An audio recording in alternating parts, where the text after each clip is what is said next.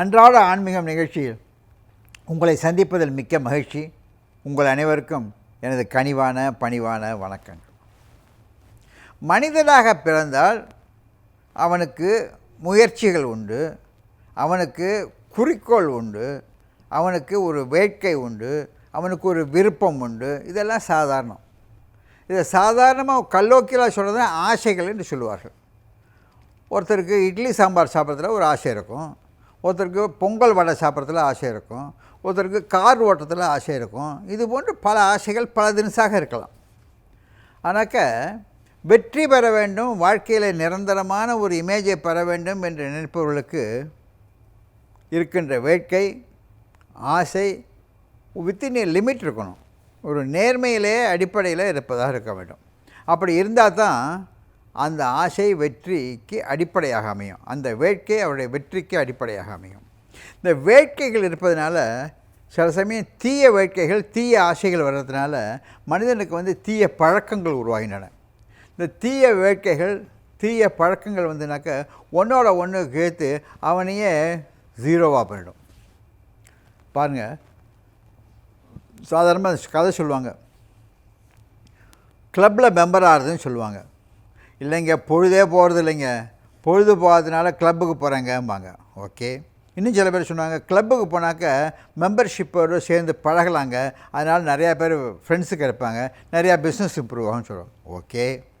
கிளப்புக்கு போகிறாரு, கிளப்புக்கு போகவிட்டு for company சேக் அதில் some small drink அப்படிம்பாங்க. இது இந்த கம்பெனி சேக் சோஷியல் ட்ரிங்க் அப்படிம்பாங்க. இந்த கம்பெனிக்கு போகிறது, சோஷியல் ட்ரிங்க்கு போகிறது என்ன ஆகுனா, கொஞ்ச நாளாக தனிப்பட்ட முறையில் ட்ரிங்க் சாப்பிட ஆரம்பிச்சிடுவார். அப்போ என்ன பண்ணுவார், தனிப்பட்ட முறையில் சாப்பிடுகின்ற ட்ரிங்க் சாப்பிடுகிற பழக்கம் குடிப்பழக்கமாக மாறிவிடும், மொடாக்குடியர்களாக மாறிவிடுவார்கள். அப்போ என்ன ஆகும் யோசிச்சு பாருங்கள். அதேமாதிரி கிளப்புக்கு போவாங்க, பொழுது போலன்னு சீட்டு விளையாவாங்க, அது என்ன ஆகும், கேம்பிளிங்கில் போய் முடியும்.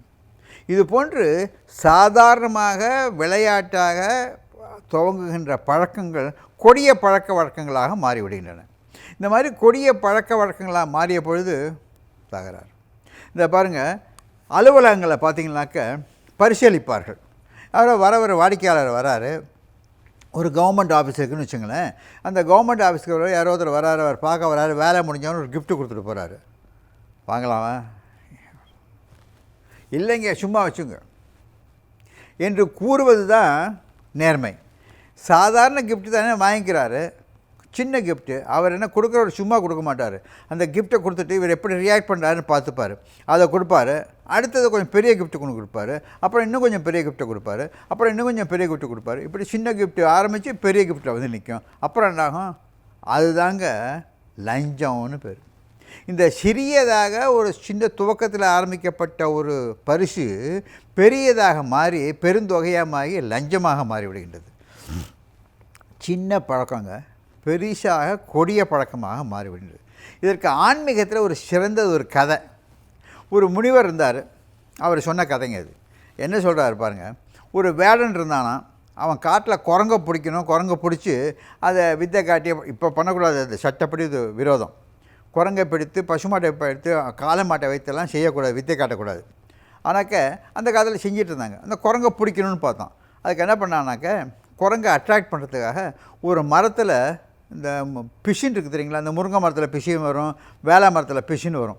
அந்த பிஷினை பார்த்திங்கன்னா கம், அந்த பிஷின் இருக்க கம் இருக்க, அது முத்து போல் இருக்கும், பழம் போல் இருக்கும், சிவப்பு கலரில் வெள்ளை கலர்லாம் இருக்கும். அதை ஒரு மரத்தில் வச்சு அமுக்கிட்டானோம், நிறையா பட்டு பரப்பி வச்சுருந்தான். அதை ஒரு குரங்கு பார்த்துச்சு. அந்த குரங்கு பார்த்த உடனே அதை போய் பிடிக்கணும்னு பார்த்துச்சு. இந்த குரங்குக்கு ஒரு வேட்கை, குரங்குக்கு பழத்தை திங்கிறது ஒரு ஆசை தானே, அதுக்கு ஒரு வேட்கை இருக்கும் இல்லையா. அது என்ன பண்ணிச்சு, அதை சாப்பிட்றதுக்காக போச்சு, வேகமாக போச்சு. அந்த குரங்குக்கு ஒரு எண்ணம், அங்கே இன்னொரு சின்ன குட்டி குரங்கு வந்துச்சு. அப்பா அது வேண்டாம்ப்பா, சும்மாறா அப்படின்னு போச்சு. போய் அந்த பிஷின் இருக்குது பாருங்கள், அதை போய் பிடிக்கிறது இப்படி போச்சு. அந்த பிஷினை போய் இப்படி கை வச்சதில் மரத்தை வச்சோன்னே இந்த வலது கையில் ஒட்டிக்கிடுச்சு. வலது கை ஒட்டினவொடனே இழுத்து பார்த்துச்சு, வரல. வலது கை வரலேன்னு சொன்னதுக்காக என்ன பண்ணி இந்த கையை வச்சுக்கிட்டு இடது கையை ஊனிட்டு எடுப்போன்னு சொல்லி இடது கையை வச்சுக்கிட்டுது. வலது கையும் ஒட்டிக்கிடுச்சு, இடது கையும் ஒட்டிக்கிடுச்சு. இந்த குரங்குக்கு ரெண்டு கையும் எடுக்க முடியல. ரெண்டு கையும் எடுக்க முடியலன்னு சொன்னது வலது காலை தூக்கி அது மேலே வச்சது.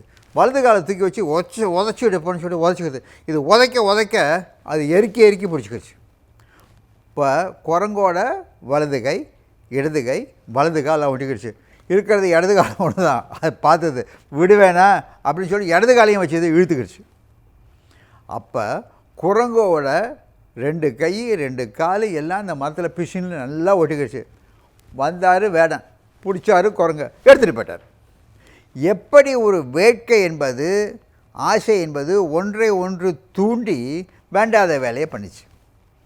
இதுதாங்க மனிதனுடைய வாழ்க்கையிலேயே பார்க்குறோம். நம்ம எந்த தேவைகள், பழக்க வழக்கங்கள் மாறுகின்றனவோ ஒன்றிலிருந்து ஒன்றாக மாறி பொம்பளை மாட்டி விட்டுறது. இதை தெரிஞ்சுக்கிட்டாங்கன்னாக்க அலுவலகங்களில் பணி செய்கின்றவர்கள் தங்களுக்கு ஏற்படுகின்ற பழக்க வழக்கங்களை ஜாக்கிரதையாக பார்த்துப்பாங்க. அது இல்லாமல் இருக்கிறதுனால தான் ஒன்றோட ஒன்று மாறி போய் பொம்பளை மாட்டிக்கிறாங்க. இல்லைன்னா பாருங்களேன், நம்ம செய்தித்தாள்களில் பார்க்குறோம், அந்த அலுவலகத்தில் லஞ்சம் வாங்கினார், இந்த அலுவலகத்தில் லஞ்சம் வாங்கினார், அவர் வாங்கினார், இவர் வாங்கினார், என்னெல்லாமோ பேரெல்லாம் போடுறாங்க. அதற்கெல்லாம் என்ன காரணம்? ஒரு பழக்கத்திலிருந்து, ஒரு பழக்க வழக்கங்களிலிருந்து தீய பழக்கம். இந்த கிருபானந்த வாரியார் சொல்லுவார், இந்த குதிரை ரேஸை பற்றி சொல்லுவார். குதிரை ரேஸில் போகிறவங்க என்ன பண்ணுவாங்களாம், பெட்டு கட்டுவாங்க. ஒரு 1000 ரூபா கட்டுறாங்கன்னு வச்சுப்போமே, 1000 ரூபா கட்டுவாங்களாம். 1000 ரூபா தோற்று போயிடுவார். ஆஹா, 1000 ருபீஸ் நான் தோற்றுட்டேன்னு சொல்லிட்டு மேற்கொண்டு பணம் கட்டுவாராம். 2000 ரூபா கட்டுவாராம். அதுவும் போயிடுமா. 2000 ரூபா போச்சுன்னு சொல்லிட்டு 3000 ரூபா கட்டுவாராம், 5000 ரூபா கட்டுவாராம், 10000 ரூபா கட்டுவாராம். கொண்டு போன பணத்தெல்லாம் இழந்துட்டு வருவார் அப்படிம்பார். அதுக்கு சொல்லுவார், ஒரு விட்டத்தை பிடிக்கிறேன்னு சொல்லிட்டு கடைசியில் விட்டத்தையே பிடிச்சிடுவார், தூக்கு பிடிச்சிட்டு போயிடுவாருமா. ஆக எந்த ஒரு பணி செய்தாலும் பார்த்து, வழக்கங்களை பார்த்து, கெட்ட பழக்கங்களை வராமல் போகணும். இந்த கடன் வாங்குகிறாங்க பாருங்கள், வியாபாரிகள், தொழிலதிபர்கள், இவங்கெல்லாம் கடன் வாங்குகிறாங்க. கடன் வாங்குறச்ச கடனை வாங்கி போட்டு வியாபாரம் செய்து வெற்றி பெற்று லாபம் சம்பாதிக்கணும்னு பார்க்குறாங்க. அவங்களுக்கு இந்த வியாபாரம் செய்வதற்கு கடன் தேவை. ஆனால் அது எந்த ரேட் ஆஃப் இன்ட்ரெஸ்ட்னு பார்க்கணும், யார்கிட்ட வாங்குகிறோன்னு பார்க்குறோம். அதை கவனிக்காமல் கடன் வாங்கி போட்டு பண்ணிடலாம். இப்போ இந்த ரியல் எஸ்டேட் பிஸ்னஸ் பார்த்திங்களா, தேர் இஸ் எ டிப் இல்லைங்களா? அதில் என்ன பண்ணிருக்கோம், இவங்க எத்தனை வட்டிக்கு போய் வாங்கி போட்டாங்களோ தெரியல, அதை திருப்பி கட்ட முடியாமல் போகிறதில்ல, அவங்க கஷ்டப்படுறாங்க இல்லையா? இது காரணம் என்னாக்க, கடன் வாங்குவது என்பது ஒரு சுலபமான பழக்கம். ஆனால் அது கணக்குக்கு மேலே போன பழக்கமாக போனால் இந்த குரங்கு கதையாகிடுது. இந்த குரங்கு எப்படி வலது கையை வச்சது, இடது கையை வச்சது, வலது காலை வச்சது, இடது காலை வச்சு தானே மாட்டிக்கிடுச்சு. அதுபோல் இந்த கடன் வாங்குவது என்பது ஒரு சுலபமான பழக்கம், ஈஸியான ஹேபிட். ஆனால் அளவுக்கு மேலே நம்ம திருப்பி கொடுக்கும் அளவுக்கு மேலே கடன் வாங்கிட்டாங்கன்னாக்கா அவங்களால திருப்பி கொடுக்க முடியாது, அந்த கடனில் மூழ்கி போயிடுவாங்க. இப்போ பார்த்திங்கனாக்கா இந்த நாட்டுடைமையாக்கப்பட்ட வங்கிகள் சர்ஃபாசி ஆக்டில் பொசஷன் எடுத்துக்கிறோன்னு சொல்லிட்டு அப்பப்போ பேப்பரில் நோட்டீஸ் போடுறாங்க. இந்த பிஸ்னஸ் பண்ணுறாங்கள இவங்கெல்லாம் எப்பேற்பட்ட அப்பாவி பாருங்கள். கஷ்டப்பட்டு சேர்த்த சொத்தை, இவனுடைய தாய் தந்தைகள் சேர்த்த சொத்தாக கூட இருக்கலாம், இந்த சொத்தை அடகு வச்சு கடனை வாங்கி வியாபாரம் செய்கிறாங்க. ஆனாக்க அட் எ பர்டிகுலர் ஸ்டேஜ் நம்ம வியாபாரத்தில் ப்ராஃபிட் வரலன்னு தெரிஞ்சிட்டாக்க வாங்குகிற கடனை நிறுத்திடணும், அதை திருப்பி கொடுத்துடணும். அதை விட்டுட்டு மேற்கொண்டு வாங்கி மூழ்கிப்படுறாங்க.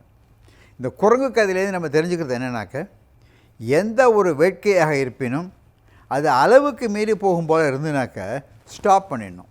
அதை ஸ்டாப் பண்ணிட்டோம்னாக்க வெற்றி. வேட்கை கூடாது என்பதில்லை, ஆசைகள் கூடாது என்பதில்லை, தேவையானது. ஆனால் எந்த அளவுக்கு போகிறது, எப்படி போகுதுன்னு பார்த்துக்கிட்டு அதுக்கு தகுந்த மாதிரி நடக்கணும்.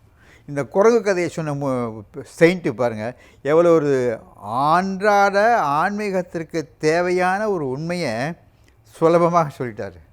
அதாங்க ஆன்மீகத்தோட முக்கியம். மறுமுறை பார்ப்போமா?